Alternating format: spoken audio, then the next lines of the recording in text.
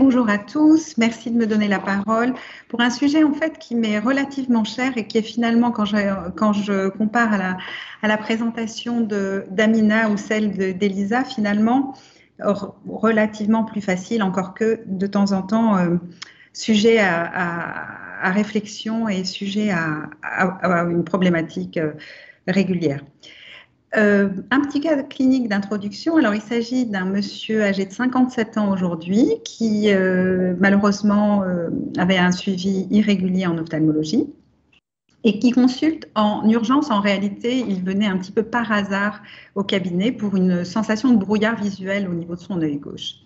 Comme vous le voyez, il a une myopie relativement importante, une acuité visuelle conservée, une tension que l'on mesure à 32 sur l'œil gauche, l'épaisseur de cornée étant dans la moyenne et un angle ouvert bien pigmenté.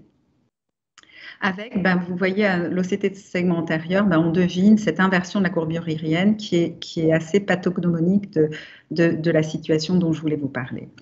Je vous ai illustré l'évolution de son nerf optique à droite. Alors, en dehors des différences d'exposition, l'œil droit ne bouge pas trop cliniquement, en tout cas au niveau papillaire. Son œil gauche, en revanche, quand on compare la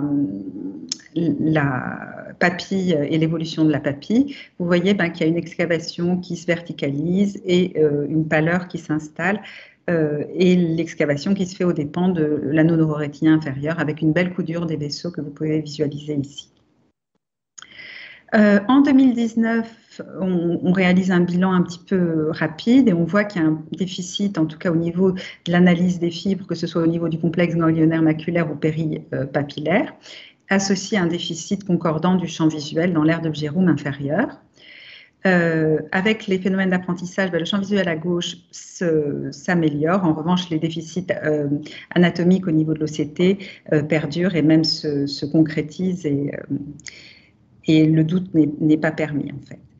Quelque chose d'assez particulier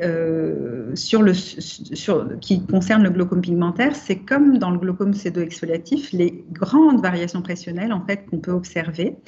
Et ce patient a eu même jusqu'à 40 mm de mercure après une mini-séance de SLT, de trabéculoplastie, comme on va le voir, qui peut être recommandée pour essayer de juguler ces...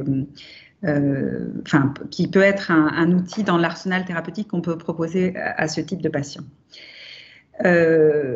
Pour vous la faire courte, en fait, il avait une dispersion pigmentaire active, c'est un grand sportif, donc on lui a recommandé de limiter le running. On lui a fait une iridotomie périphérique qui a limité justement la dispersion pigmentaire. On lui a fait une trabéculoplastie sélective très segmentée, en fait, petit à petit, en encadrant bien les séances d'une majoration du traitement hypotonisant. Évidemment, il a un traitement local et moyennant quoi, on a réussi à juguler la situation et à faire en sorte de préserver son champ visuel, en tout cas jusqu'aux dernières nouvelles. Alors, depuis le début de ce webinaire, vous avez vu, il n'y a pas un glaucome, il y en a beaucoup, et suivant les classifications, on retrouve des glaucomes à angle ouvert, à angle fermé. Le glaucome pigmentaire, c'est un glaucome secondaire qui fait suite à une dispersion pigmentaire. Il est typiquement à angle ouvert et l'élément pathognomonique, c'est donc cet encrassement trabéculaire. Donc le diagnostic se fait souvent, est approché souvent par l'examen en biomicroscopie, mais se fait régulièrement par le biais d'une gonioscopie. Qu'est-ce que c'est que la dispersion pigmentaire ? C'est une situation qui est relativement fréquente. Elle est souvent sous-estimée et sous-diagnostiquée parce qu'on ne la recherche pas. Et c'est vrai que si on ne la recherche pas, on peut facilement passer à côté d'un faisceau Krukenberg discret, d'une espèce de pigmentation qu'on peut observer à la surface de l'iris. Et cette dispersion fait référence donc au dépôt pigmentaire que l'on peut observer partout dans le segment antérieur, que ce soit en rétrocornéen, au niveau de l'iris, je vous le disais. Quand on fait une rétroillumination, on peut observer la décoloration aérienne Quelque chose d'assez caractéristique aussi, c'est la ligne de Chaillet qui se retrouve au niveau équatorial sur la cristalloïde antérieure, ou parfois même vous pouvez avoir des dépôts au niveau de la cristalloïde postérieure et même au niveau de la hyaloïde antérieure. Il m'est déjà arrivé de voir ça pendant une chirurgie de cataracte. Et évidemment, l'encrassement trabéculaire à côté duquel vous ne passerez pas si vous faites des gonioscopies. Le sujet de prédisposition, c'est un sujet jeune, myope. Alors, la dispersion pigmentaire touche également les femmes, autant les femmes que les hommes. En revanche, le glaucome pigmentaire touche plus facilement les hommes jeunes. La transillumination irienne, vous le voyez, quand on la recherche, on peut la retrouver. Et quelques chiffres marquants. 2 à 4% des patients entre 20 et 50 ans peuvent être concernés par le problème. Un quart des patients candidats à une chirurgie réfractive ont une dispersion pigmentaire. Combien vont évoluer vers un glaucome pigmentaire? C'est évalué suivant les études entre 35 à 50%, donc ce n'est pas négligeable, il faut surveiller ces patients. Et en cas de glaucome pigmentaire, je vous le disais, on observe une prédominance masculine. Le diagnostic va être clinique pour la dispersion pigmentaire, le terrain typique comme jeune caucasien myope, souvent sportif. Il faut avoir à l'esprit le continuum qu'on peut avoir entre la dispersion pigmentaire qui va entraîner une hypertonie intraoculaire et ensuite va se développer éventuellement un glaucome pigmentaire si on ne fait rien.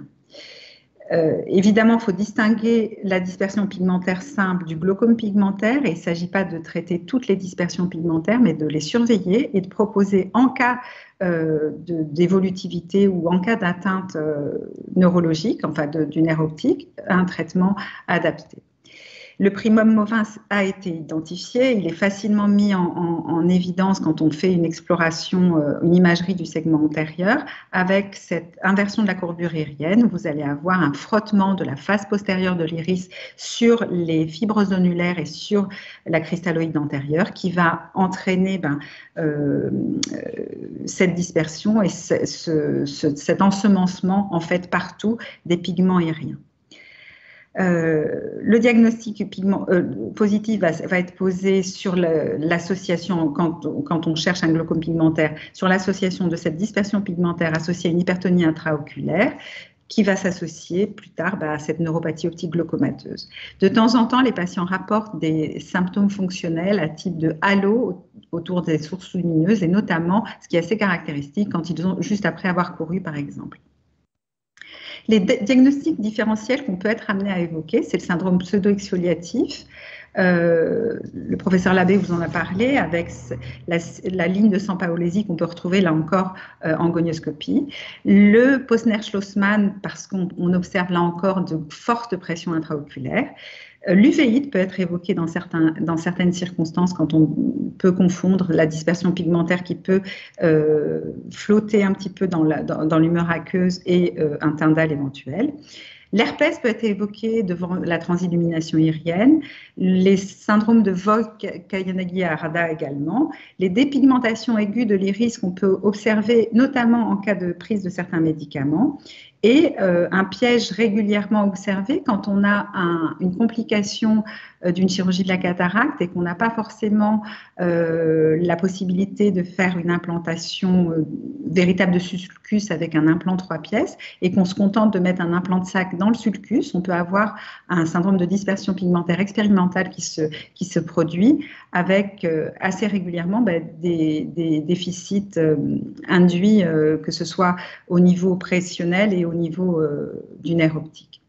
Quelles sont les particularités du glaucome pigmentaire? Alors, il faut savoir que c'est un glaucome à haut potentiel évolutif, notamment à cause des grosses variations pressionnelles que l'on peut avoir et des chiffres pressionnels qui sont assez régulièrement impressionnants.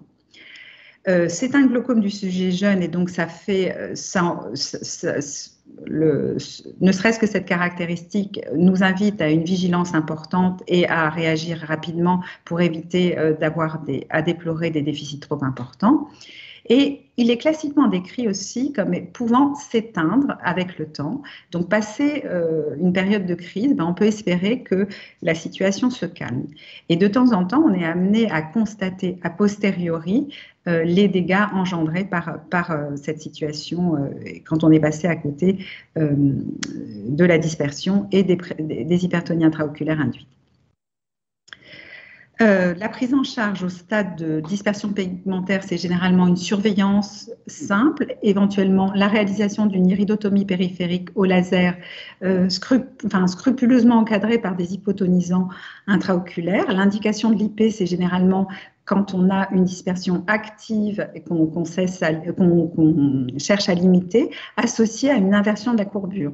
De temps en temps, vous pouvez avoir des dispersions pigmentaires sans inversion de la courbure aérienne, et dans ces cas-là, il n'y a pas de gradient de pression qui s'établit de part et d'autre de l'iris, et l'IP peut être discuté. Au stade d'hypertonie intraoculaire, on est régulièrement amené à proposer un traitement hypotonisant oculaire et souvent une multithérapie plutôt qu'une monothérapie. Là encore, quand on envisage de réaliser une iridotomie périphérique au laser, il va falloir l'envisager au cas par cas, faire attention aux hypertonies oculaires que l'on peut observer justement après n'importe quel type de laser. Au stade de glaucome, ça va être l'algorithme thérapeutique classique du glaucome primitif à angle ouvert, avec de temps en temps des vitesses à passer plus rapidement, justement pour juguler les variations pressionnelles et les pressions importantes. À savoir, on commence régulièrement par un traitement médical.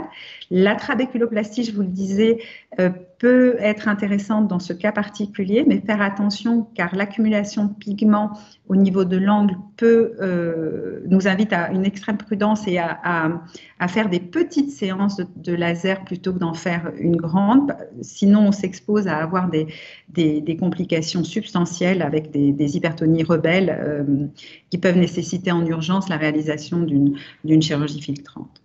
Assez régulièrement également, la chirurgie peut être nécessaire et auquel cas, on va avoir le choix entre les différentes stratégies chirurgicales. Comme c'est un glaucome à angle ouvert, la sclérectomie profonde non perforante marche très bien. On visualise notamment le pelage de la membrane trabéculaire est rendu et facilité par la présence justement de pigments.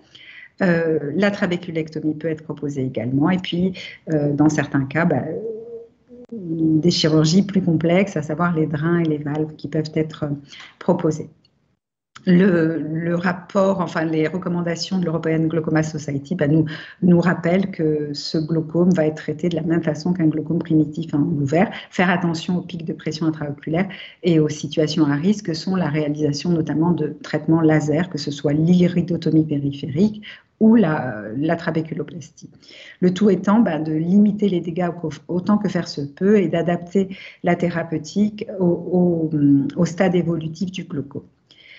Les points qui me semblaient importants à rappeler, c'est un glaucome secondaire à angle ouvert qui touche les sujets jeunes. Il faut y penser en regardant systématiquement derrière la cornée, l'iris. De temps en temps, on peut avoir ces dépôts aussi que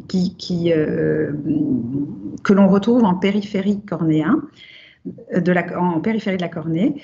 Le sujet myope est souvent à risque.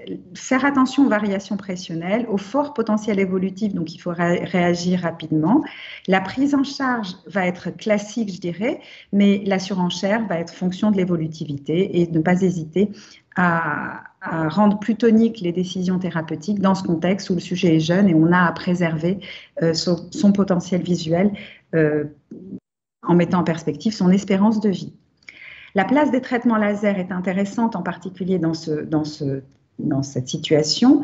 L'iridotomie périphérique, elle reste controversée pour certains, mais pourquoi pas, en tout cas dans ma pratique, en début de course, quand on cherche à limiter le gradient de pression qui favorise le frottement de l'iris sur la cristalloïde antérieure et sur les fibres onulaires. La trabéculoplastie ou, pour certains encore, alors qu'on n'en parle plus jamais dans d'autres circonstances, la trabéculoplastie au laser argon, dans cette indication précise qu'est le glaucome pigmentaire, de façon très précautionneuse et très segmentée, comme je vous le disais, pour éviter d'avoir des surprises. Voilà ce que j'avais à vous dire. Je vous remercie pour votre attention.